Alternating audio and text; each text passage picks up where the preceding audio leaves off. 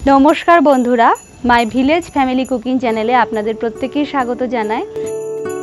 आज आमी आपनादेर सामने आबारो एकटी नतून रेसिपि निये एसेछि आर ता हलो झिंगेर पकोड़ा।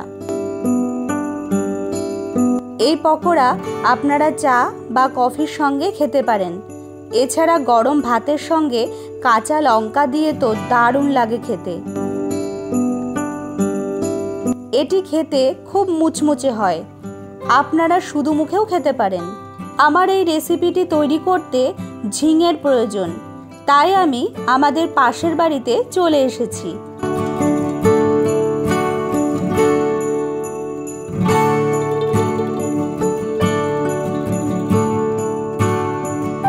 এই দেখুন বন্ধুরা, এখানে একটা পেয়ারা গাছের মধ্যে ঝিঙে গাছটাকে তুলে দেওয়া হয়েছে। এখান থেকেই ঝিঙেগুলো পেড়ে নেওয়া হচ্ছে।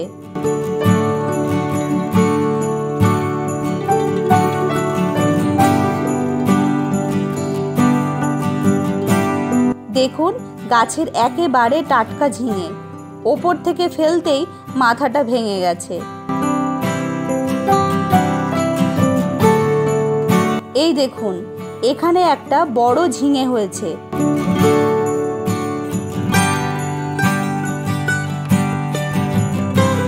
আর এটা ঝিঙে ফুল।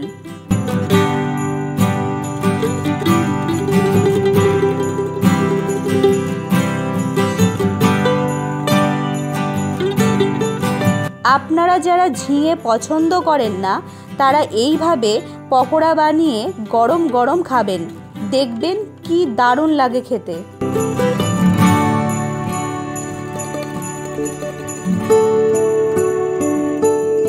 ভিডিওটি শুরু করার আগে আমার সমস্ত সাবস্ক্রাইবার বন্ধুদের অসংখ্য ধন্যবাদ জানাই আমার চ্যানেলটিকে সাবস্ক্রাইব করে আমাকে সাপোর্ট করার জন্য।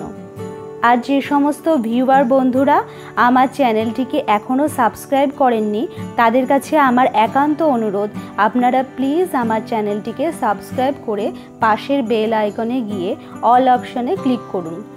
তাহলে আমি যখনই এরকম নিত্য নতুন রেসিপি নিয়ে আসব তা সবার আগে আপনার কাছে এসে পৌঁছাবে। তাহলে শুরু করা যাক আজকের ভিডিওটি। আমি প্রথমেই ঝিঙেগুলো কেটে নেব। এখানে আমি দুটো ঝিঙে নিয়েছি।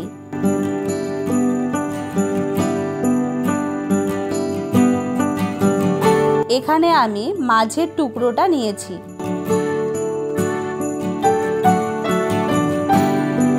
দুটো ঝিঙেরই মাঝের টুকরো দুটো ছাড়িয়ে নিয়েছি। এবারে মাঝের পিসটাকে পাতলা পাতলা করে তিনটে টুকরো করে নেব।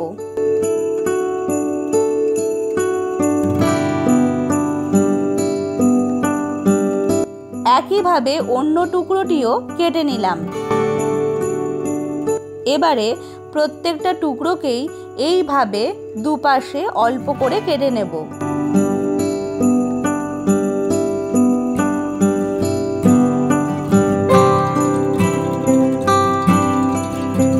এটা হলো ঝিঙের অবশিষ্ট অংশ। এটাকে আমি এইভাবেই কেটে নেব। ব্যাস, আমার সবকটা টুকরো ডিজাইন করে কেটে নেওয়া হয়ে গেছে। এখানে আমি দু রকম ডিজাইন করেছি।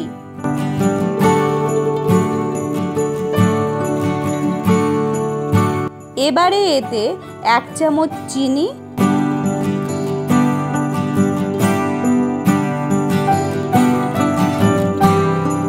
ও 1 চামচ লবণ দিয়ে দেব। তারপর আলতোভাবে মেখে নিতে হবে।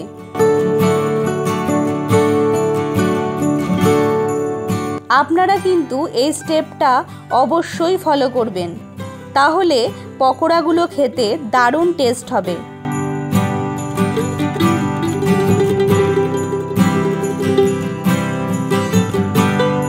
এইভাবে এগুলোকে কমপক্ষে 10 মিনিট রেখে দিতে হবে।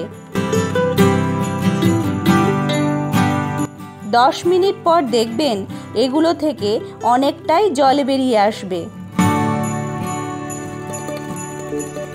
এই জলগুলো ঝরিয়ে ফেলে দিতে হবে।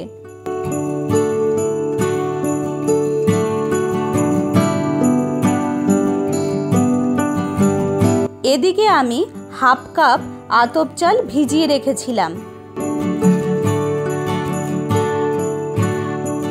এটাকে একটা মিক্সিতে পেস্ট করে নেব। আমার পেস্টটা হয়ে গেছে। এই দেখুন, এরকম দেখতে হয়েছে। এবারে এটা একটা কাচের পাত্রে নামিয়ে নেব। তারপর এতে গোলমরিচের গুঁড়ো সামান্য পরিমাণে দিয়ে দেব। তারপর এতে 1 চামচ লাল লঙ্কার গুঁড়ো দিয়ে দেব। এবারে এতে 1 চামচ হলুদ গুঁড়ো দিয়ে দেব। এরপর এতে 1 চামচ চাট মশলা দিয়ে দেব। তারপর এতে 2 চামচ সুজি দিয়ে দেব।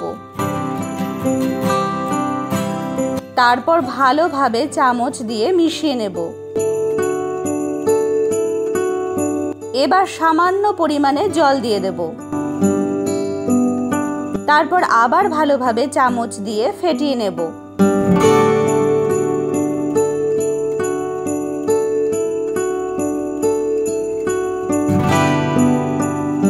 ব্যাস, আমার ব্যাটারটা রেডি। এদিকে কড়াইতে বেশি করে সাদা তেল দিয়ে দেব। তারপর ঝিঙের টুকরোটাকে ভালোভাবে ব্যাটারে মাখিয়ে তেলে ছেড়ে দেব। এইভাবে প্রত্যেকটা টুকরো তেলে দিয়ে দেব। এগুলোকে খুব ভালোভাবে লাল লাল করে ভেজে নেব। তারপর একটা একটা করে কড়াই থেকে একটা প্লেটে তুলে নেব।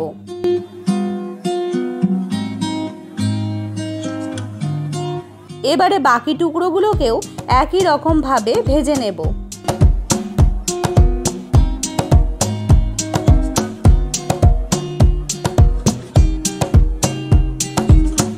ভাজা হয়ে গেলে আমি একটা একটা করে তুলে নেব।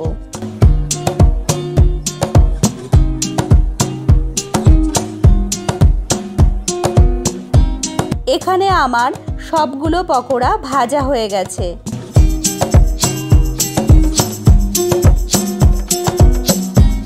এবারে আমি একটা কাচের বাটিতে পরিবেশনের জন্য সাজিয়ে নিয়েছি। পুরো ভিডিওটি দেখার জন্য আপনাদের অনেক অনেক ধন্যবাদ। আপনারা খুব ভালো থাকুন।